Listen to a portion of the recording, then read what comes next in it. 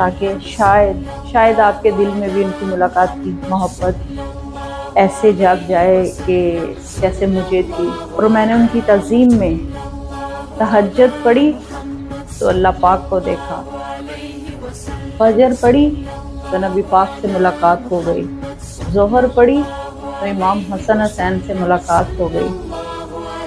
عصر پڑھی تو پاک بی بی زہرا سے ملاقات ہو گئی، مغرب پڑھی تو مولا علی علیہ السلام سے ملاقات ہو گئی، عشاء پڑھی تو ہمارے وقت کے امام اور میرے مرشد پاک، ان کی میں نے بیعت کی ہے،